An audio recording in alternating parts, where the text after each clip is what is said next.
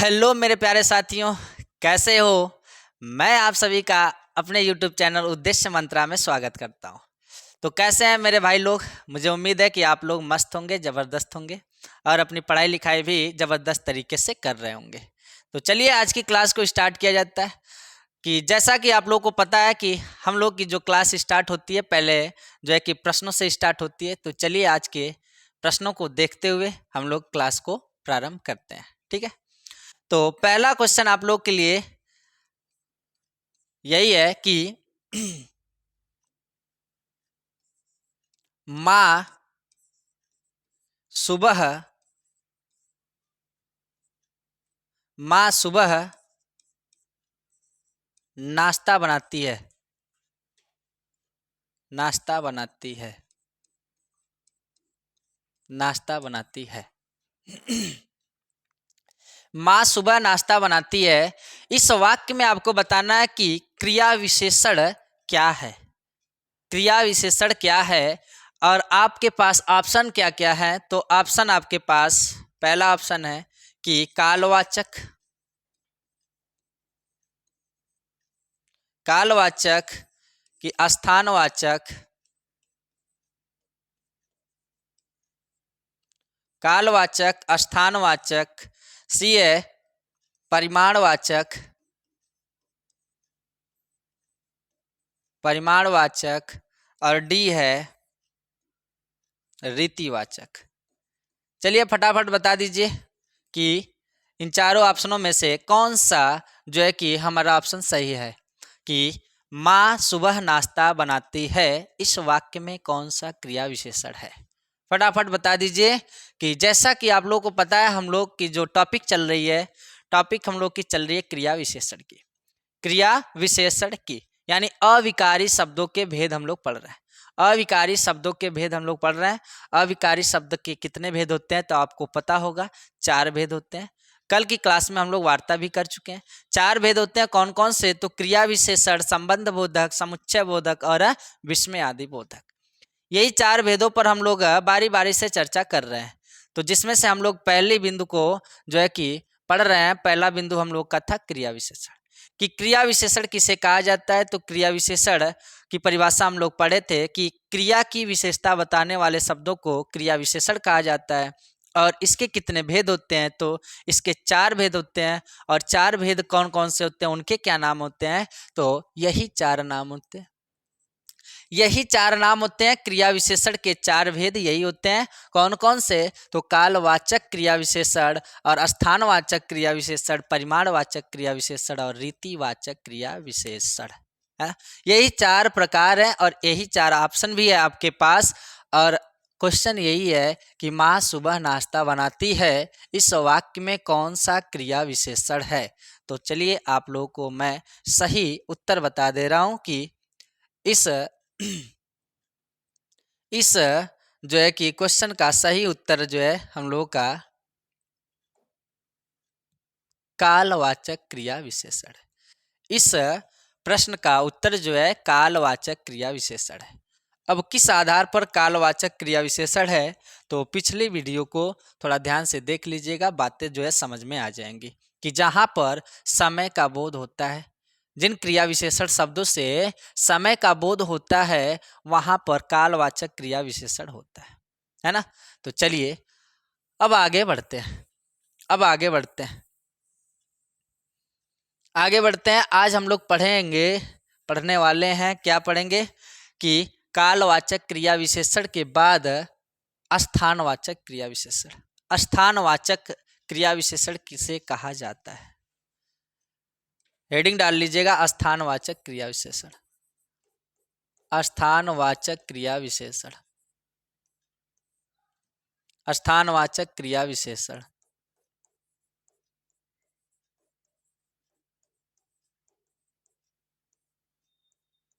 स्थानवाचक क्रिया विशेषण। स्थानवाचक क्रिया विशेषण किसे कहा जाता है? तो हम बताए थे कि जो है कि इनके शब्दों के माध्यम से ही आप बता सकते हैं कि इनकी परिभाषा क्या हो सकती है। शब्दों के माध्यम से ही बता सकते हैं कि इनकी परिभाषा क्या हो सकती है, क्योंकि स्थानवाचक का मतलब क्या होता है? स्थानवाचक का मतलब क्या होता है, ये किसका बोध कराएगा, तो आप कहेंगे कि स्थानों का बोध कराएगा। तो स्थानों का बोध करा रहा है, इसकी परिभाषा ऐसे ही बनेगी। परिभाषा क्या बनेगी, लिख लीजिएगा कि ऐसे क्रिया विशेषण शब्द, ऐसे क्रिया विशेषण शब्द, ऐसे क्रिया विशेषण शब्द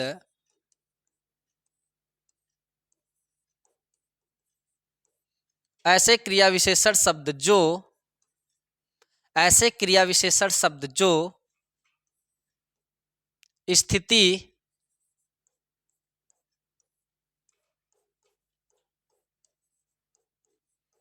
स्थिति या स्थान या दिशा, स्थिति या दिशा का बोध कराते हैं, बोध कराते हैं,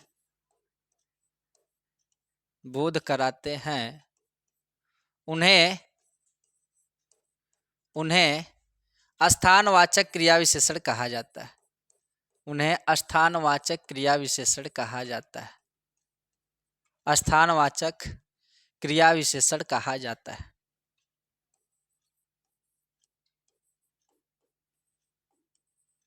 स्थानवाचक क्रिया विशेषण कहा जाता है।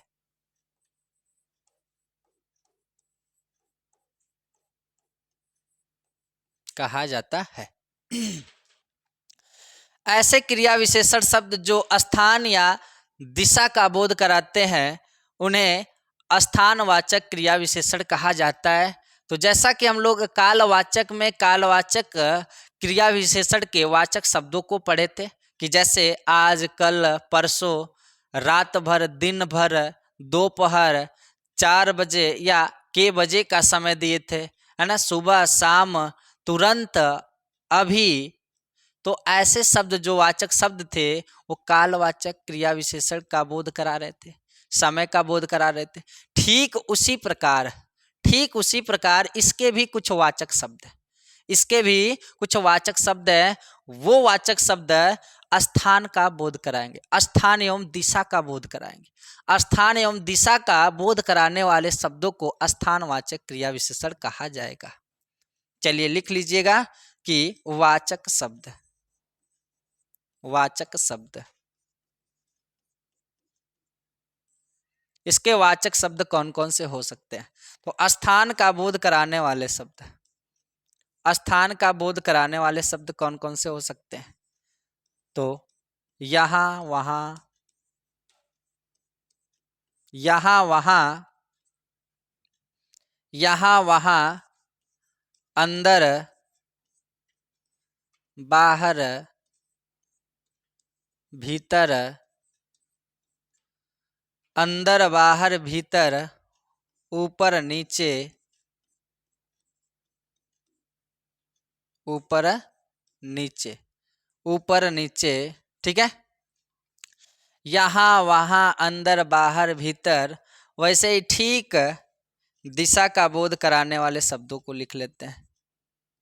दिशा का बोध कराने वाले शब्द जैसे दाएं बाएं,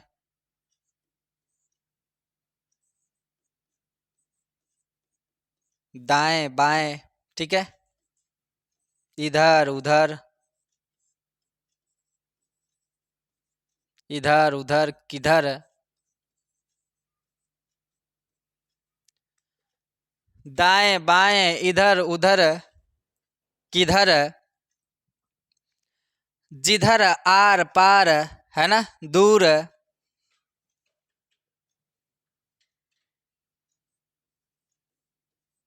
जिधर,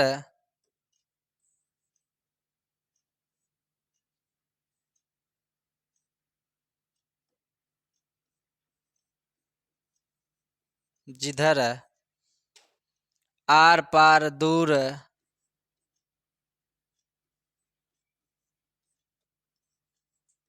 आर पार, दूर, आदि शब्द, आदि शब्द। दाएं बाएं, इधर उधर, किधर, जिधर, आर पार, दूर, ये सभी दिशाओं का बोध कराते हैं। ये सभी किसका बोध कराएंगे? दिशाओं का बोध कराते हैं। वैसे यहाँ वहाँ, अंदर बाहर, भीतर ऊपर नीचे, ठीक है, ये सभी जो है कि स्थान का बोध कराते हैं। ये सभी शब्द किसका बोध कराते हैं? स्थान का। तो स्थान एवं दिशा का बोध कराने वाले शब्दों को स्थानवाचक क्रिया विशेषण कहा जाता है। कहा जाता है कि नहीं? तो चलिए अब इनके उदाहरण को देख लिया जाता है, इनके उदाहरणों को लिख लिया जाता है। तो इनके उदाहरण क्या क्या हो सकते हैं, क्या क्या हो सकते हैं मेरे भाई? तो कर लीजिएगा उदाहरण। जैसे में कह दिया जाए कि मोहन मोहन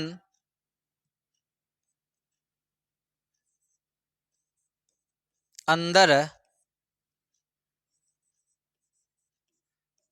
कमरे में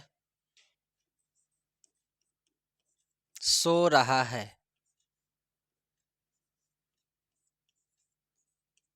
मोहन अंदर कमरे में सो रहा है। मोहन अंदर कमरे में सो रहा है, या फिर यहीं पर कह सकते थे कि मोहन अंदर सो रहा है, या घर के अंदर, ठीक है, घर में या अंदर घर में सो रहा है, ठीक है।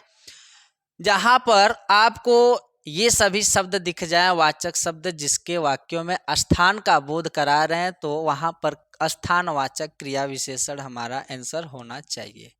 जैसे कि मोहिनी मोहिनी वहां खड़ी है। मोहिनी वहां खड़ी है। मोहिनी वहां खड़ी है। राजन बाहर बैठा है। राजन बाहर बैठा है। राजन कहाँ बैठा है भैया? बाहर बैठा है। स्थिति का बोध करा रहा है कि नहीं? स्थिति की बोध जो है कि इसके पता चल रही है कि नहीं, बोध हो रहा है कि नहीं, कि मोहन राजन कहाँ बैठा है? बाहर बैठा है ना। राजन कहाँ बैठा है? तो बाहर बैठा है। या फिर दिशा का बोध करा लीजिए। दिशा का बोध कराएंगे तो जैसे हमारे उदाहरण हो जाएंगे कि सीता सीता दाएं खड़ी है। दाएं खड़ी है। सीता दाएं खड़ी है। सीता दाएं खड़ी है। जैसे मीरा मीरा इधर आओ। इधर आओ। मीरा इधर आओ। या मीरा किधर जा रही हो, ठीक है, मीरा किधर जा रही हो। तो ये सभी जो वाक्य हैं, इन वाक्यों में जो जो वाचक शब्द का प्रयोग हम लोग किए हैं, वही वाचक शब्द इस वाक्य में जाकर किस क्रिया विशेषण का बोध कराते हैं, तो आप कहेंगे कि स्थानवाचक क्रिया विशेषण का बोध कराते हैं। बताइए बात समझ में आई कि नहीं? बात समझ में आई कि नहीं मेरे भाई? यदि बात समझ में आ गई हो तो चलिए अब आगे बढ़ते हैं। चलिए अब आगे बढ़ते हैं। स्थानवाचक क्रिया विशेषण के बाद अब हम लोग देखेंगे परिमाणवाचक क्रिया विशेषण। परिमाणवाचक क्रिया विशेषण हेडिंग डाल लीजिएगा, परिमाणवाचक। तीसरा परिमाण।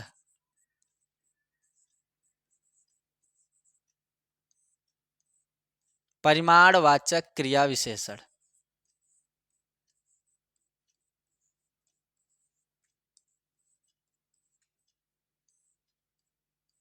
परिमाणवाचक क्रिया विशेषण।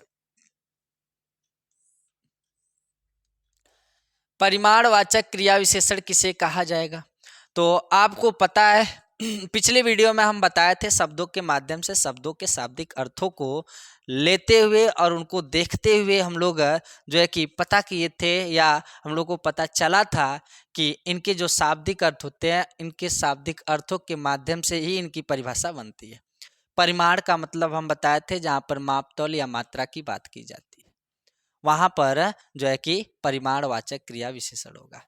तो परिमाणवाचक क्रिया विशेषण कि कौन कौन से शब्द हैं जो मात्रा का बोध कराते हैं, जो किसका बोध कराते हैं, मात्रा का बोध कराते हैं, उन्हें परिमाणवाचक क्रिया विशेषण कहा जा रहा है। तो चलिए परिभाषा पहले लिख लेते हैं, फिर इसके बाद जो है कि इनके वाचक शब्दों को देखते हैं। परिमाणवाचक क्रिया विशेषण की परिभाषा क्या कहेगी भैया, या कैसे बनेगी? तो लिख लीजिएगा कि जिन क्रिया विशेषण क्रिया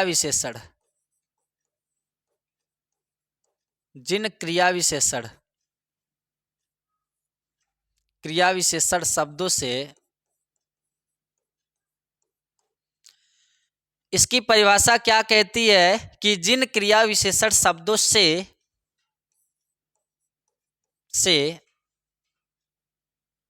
वाक्य में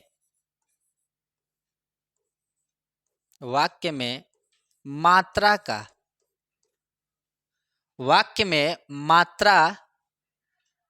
या परिमाण का बोध होता है, मात्रा या परिमाण का बोध होता है, परिमाण का बोध होता है, परिमाण का बोध होता है उसे परिमाणवाचक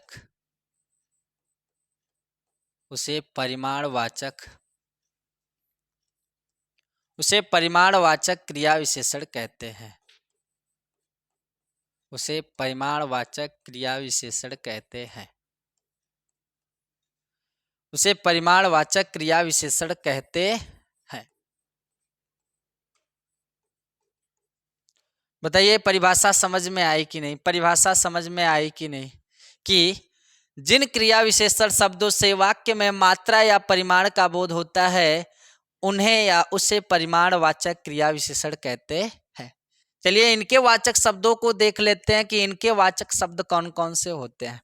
इनके वाचक शब्द कौन कौन से होते हैं? जो वाक्य में मात्रा का बोध कराते हैं, जो वाक्य में मात्रा का बोध कराते हैं, है ना। तो जो वाक्य में मात्रा का बोध कराते हैं, चलिए लिख लेते हैं वाचक शब्द। वाचक शब्द,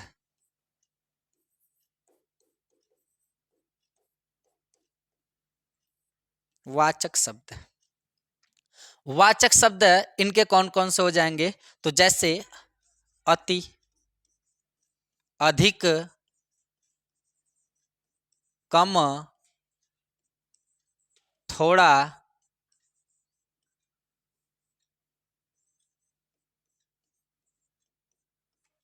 अति, अधिक, कम, थोड़ा, ज्यादा,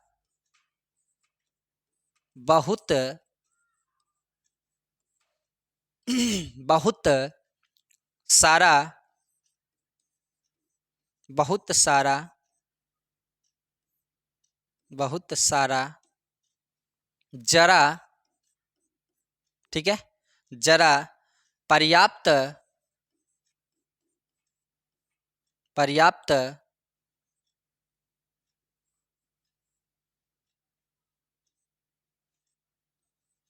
पर्याप्त, ठीक है, अति, अधिक, कम, थोड़ा, ज्यादा, बहुत, बहुत सारा, जरा,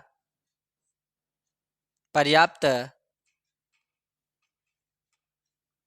पर्याप्त, फिर लिख लीजिएगा, चलिए इतना ही रहने देते हैं, आदि शब्द है। तो शब्द बहुत है, तो वाचक शब्द बहुत है, लेकिन जो है कि इतना से भी काम चल जाएगा। बस आपको करना क्या है कि आपको पहचानना है, ठीक है, आपको पहचानना है कि जो है कि कहाँ पर मात्रा का बोध हो रहा है, कहाँ पर मात्रा का बोध हो रहा है। बस इतना पहचान लेंगे तो वाक्य को आराम से पहचान सकते हैं कि इस वाक्य में जो है परिमाणवाचक विशेषण है, कि कालवाचक विशेषण है, कि स्थानवाचक क्रिया विशेषण है। देखिए परिमाणवाचक विशेषण कह दिए हैं, इसके लिए माफी चाहते हैं, ठीक है। क्रिया विशेषण पढ़ रहे हैं हम लोग। तो जैसे इसमें अति, अधिक, कम, थोड़ा, ज्यादा, बहुत, बहुत सारा, जरा, पर्याप्त, बस भी हो सकता है ना, बस भी हो सकता है। तो अब इनसे जो है कि कुछ वाक्यों को बना लेते हैं, इन शब्दों से कुछ वाक्यों को बना लिया जाता है। देखते हैं कि कैसे इनसे जो है कि क्वेश्चन बनते हैं। तो उदाहरण को देख लिया जाता है, जैसे अवनीश, अवनीश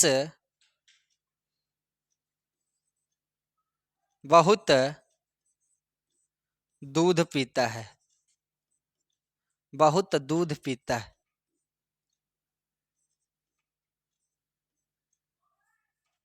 बहुत दूध पीता है।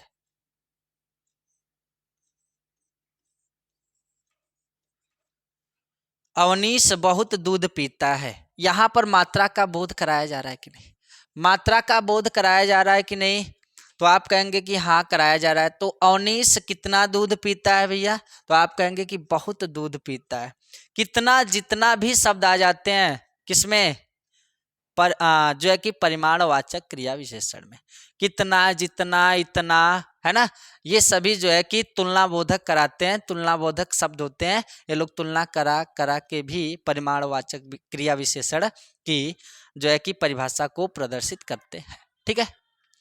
अवनीश बहुत दूध पीता है, सीता बहुत खाती है। सीता अधिक खाती है, सीता अधिक खाती है। अब अंडरलाइन करके देकर पूछ सकता है आपसे कि इस वाक्य में जो है कि कौन सा शब्द क्रिया विशेषण का उदाहरण है। तो आप क्या कहेंगे कि हमारा जो आंसर होना चाहिए, हमारा अधिक आंसर होना चाहिए, क्योंकि जहाँ पर ऐसे क्रिया विशेषण के शब्द जो कह सकते हैं कि कहीं न कहीं समय का बोध कराते हैं, कहीं न कहीं स्थान का बोध कराते हैं, कहीं न कहीं मात्रा का बोध कराते हैं, तो उन्हें क्रिया विशेषण शब्द कहा जाता है। तो यहाँ पर अधिक जो है ये मात्रा का बोध करा रहा था, तो मात्रा का बोध कराने वाले शब्दों को क्रिया विशेषण के चारों भेदों में से यदि पूछा जाए तो हमारा सही आंसर क्या होगा भैया? तो हमारा सही आंसर जो होगा परिमाण वाचक क्रिया विशेषण होगा। ठीक है, हमारा कौन सा आंसर होना चाहिए? तो परिमाण वाचक क्रिया विशेषण। ठीक है, परिमाण वाचक क्रिया विशेषण। जैसे एक और उदाहरण देख लेते हैं हम लोग। जैसे में कह दिया जाए कि मीरा मीरा थोड़ा खाती है, मीरा थोड़ा सा खाती है, या मीरा थोड़ा सा जो है कि पढ़ती है, मीरा थोड़ा सा पढ़ती है। ठीक है, यहाँ पर भी तो मात्रा का बोध कराया जा रहा है, यहाँ पर भी तो मात्रा का बोध कराया जा रहा है ना, तो यहाँ पर भी वही परिमाणवाचक क्रिया विशेषण ही होगा। जैसे सोहन, सोहन कम सोता है, सोहन कम सोता है। सोहन कितना सोता है भैया? तो सोहन कम सोता है। तो यहाँ पर भी मात्रा का ही बोध कराया जा रहा है।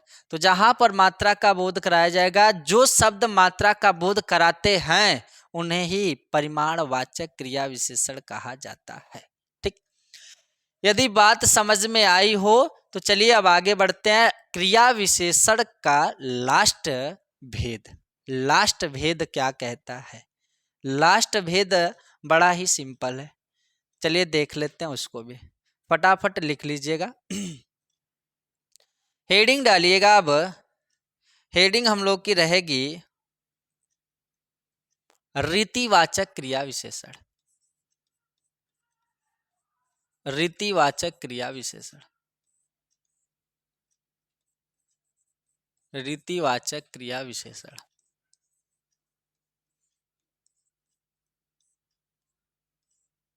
रीतिवाचक क्रिया विशेषण, रीतिवाचक क्रिया विशेषण किसे कहते हैं? तो सबसे पहले तो समझ लीजिएगा कि रीतिवाचक का मतलब क्या होता है। तो आपको हम शब्दों के माध्यम से बताए थे कि रीति का मतलब होता है ढंग, रीति का मतलब होता है ढंग या तरीका। ठीक है, यानी क्रिया को करने का जो ढंग और तरीका होता है, जो क्रिया विशेषण के शब्द उसकी पहचान कराते हैं, उन्हें ही रीतिवाचक क्रिया विशेषण कहा जाता है। चलिए लिख लेते हैं इसकी परिभाषा को। इसकी परिभाषा को लिख लिया जाता है भाई कि जो क्रिया विशेषण शब्द या ऐसे क्रिया विशेषण शब्द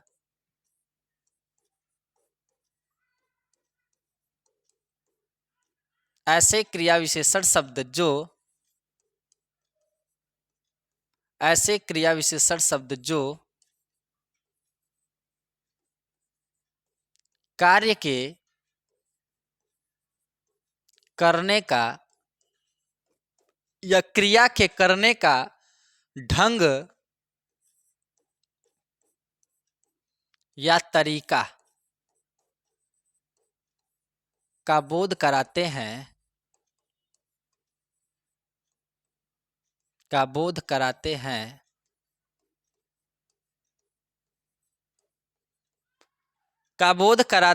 ऐसे क्रिया विशेषण शब्द जो कार्य के करने का ढंग या तरीका का बोध कराते हैं। ऐसे क्रिया विशेषण शब्द जो कार्य के करने के ढंग या तरीका का बोध कराते हैं, उन्हें रीतिवाचक क्रिया विशेषण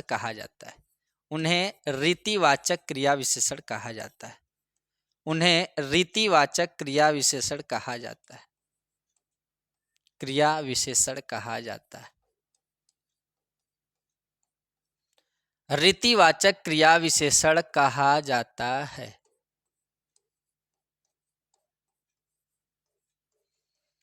अब जितने भी अव्यय के भेद आएंगे, ध्यान दीजिएगा कि जितने भी अव्यय के भेद आएंगे, चाहे क्रिया विशेषण हो, चाहे समुच्चय बोधक हो, चाहे संबंध बोधक हो, चाहे आपका विस्मय आदि बोधक हो, इन सभी भेदों में आपको वाचक शब्द देखने को मिलेंगे।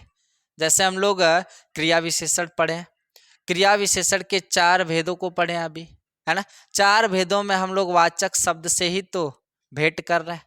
तो वैसे ही ठीक संबंध बोधक के भी वाचक शब्द होंगे, समुच्चय बोधक के भी वाचक शब्द होंगे, विस्मय आदि बोधक के भी वाचक शब्द होंगे। यानी अविकारी शब्द के जितने भी प्रकार होते हैं, सब में अहम भूमिका निभाते हैं उनके वाचक शब्द। ठीक है, वाचक शब्द ही उनको परिभाषित करते हैं और उनके प्रश्नों को उत्तर देने में कह सकते हैं कि पूरा फोकस करते हैं। चलिए अब इनके वाचक शब्दों को देख लिया जाता है। वाचक शब्द, इनके वाचक शब्द क्या क्या होंगे? अब वो कौन कौन से क्रिया विशेषण के शब्द हैं जो किसका बोध कराते हैं? क्रिया के करने के ढंग या तरीका का बोध कराते हैं। ऐसे क्रिया विशेषण शब्दों को रीतिवाचक क्रिया विशेषण शब्द कहा जाता है। लिख लेते हैं। वाचक शब्द में जैसे इसमें आ जाएगा अचानक, धीरे, शब्द आ जाएगा धीरे धीरे,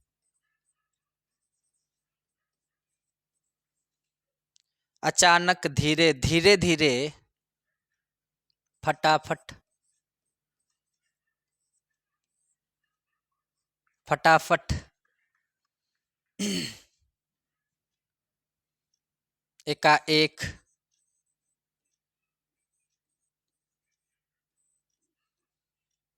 धड़ाधड़,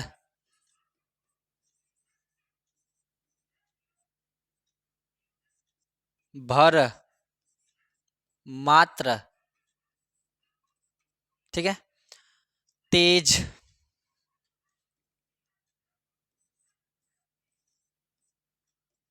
तेज, अचानक, धीरे धीरे, फटाफट, एकाएक, एकाएक, ठीक है, धड़ाधड़, इसके बाद जो है कि भर, मात्र, तेज, और यदि शब्दों को लिखना चाहेंगे तो लिख सकते हैं, इसलिए भी आ जाएगा, यथासंभव, इसलिए, यथासंभव,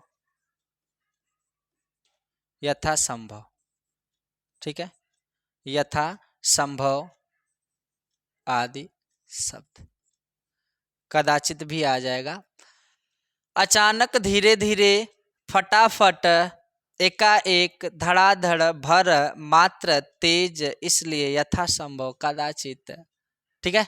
कई शब्द हैं इसके वाचक शब्द, जो है कि कहीं न कहीं वाक्यों में आकर, ये मुख्य शब्द हैं, इन्हें यदि आप देख लेते हैं ध्यान से तो कहीं न कहीं इन्हें ही देकर जो है कि क्वेश्चन ज़्यादा से ज़्यादा बनाए जाते हैं, ठीक है।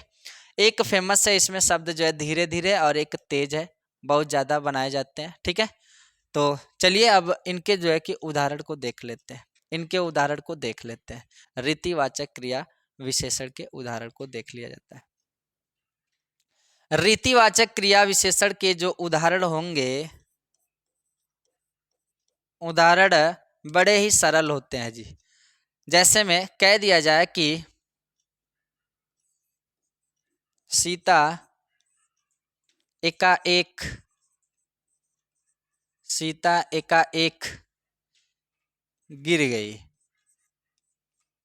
सीता एकाएक गिर गई, सीता एकाएक क्या हुई, गिर गई, सीता एकाएक गिर गई। इस वाक्य में कौन सा क्रिया विशेषण है, तो आप कहेंगे कि एकाएक शब्द जो है क्रिया विशेषण है। कौन सा क्रिया विशेषण है, तो रीतिवाचक क्रिया विशेषण है। या फिर यदि अंडरलाइन नहीं देता है तो पूरे वाक्य में पूछ लेगा कि कौन सा विशेषण है, तब भी हमारा एक ही आंसर होना चाहिए, रीतिवाचक क्रिया विशेषण। कौन सा, रीतिवाचक क्रिया विशेषण। जैसे में दूसरा उदाहरण देख लेते हैं हम लोग कि घोड़ा तेज दौड़ता है, घोड़ा तेज दौड़ता है, घोड़ा तेज दौड़ता है, घोड़ा तेज दौड़ता है। घोड़ा कैसे दौड़ता है भैया, तो आप कहेंगे तेज दौड़ता है। ऐसे ही पूछ लिया जाए, क्रिया की विशेषता बतलाने वाले शब्दों को ही तो क्रिया विशेषण कहा जाता है।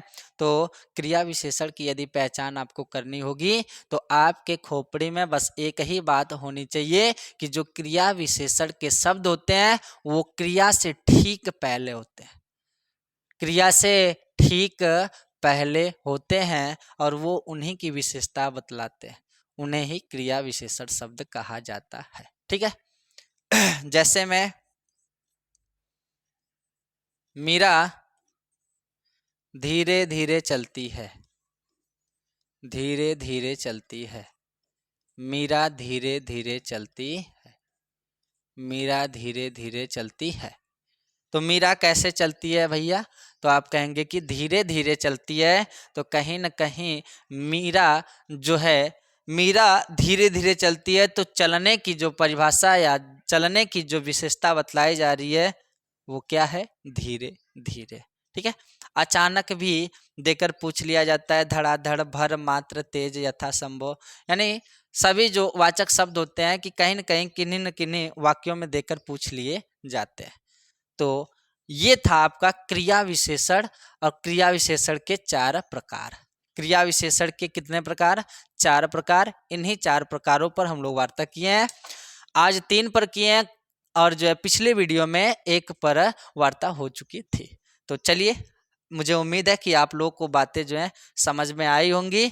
यदि समझ में नहीं आती है तो जो है कि कमेंट करके बता दीजिए, जो है कि फिर से जो है उसको देख लिया जाएगा, ठीक है। अब जो है कि हम लोग पढ़ेंगे क्रिया विशेषण के बाद नेक्स्ट भेद अविकारी शब्द का या अव्यय का। तो अब हम लोग का रहेगा संबंध बोधक अव्यय, संबंध बोधक अव्यय। तो लास्ट में हम आपको संबंध बोधक अव्यय, क्रिया विशेषण, समुच्चय बोधक और जो है कि विस्मय आदि बोधक में अंतर क्या क्या होता है और कैसे इनके उदाहरण को हम पहचानेंगे। इतने वाचक शब्दों को कौन याद करने जाएगा, तो कैसे पहचाना जाएगा, तो बिल्कुल आसान तरीके से आप पहचान सकते हो। बस जो है कि वीडियो के साथ बने रहिएगा, देखिएगा, हम आपको लास्ट में ज़रूर बताएंगे। चारों को जब पढ़ा लेंगे तो चारों को एक साथ रखकर टेबल के माध्यम से या फिर कह सकते हैं कि जो है कि सारणी के माध्यम से उनके एक एक उदाहरण को हम लोग देखकर और रीजन के साथ आराम से पहचान लेंगे, ठीक है। और गारंटी देते हैं कि आप लोग दोबारा जो है कि भूलेंगे नहीं, लेकिन कॉन्संट्रेट के हिसाब से या कॉन्संट्रेट बना के यदि वीडियो को देखेंगे तो, बातों को अच्छे से सुनेंगे तो।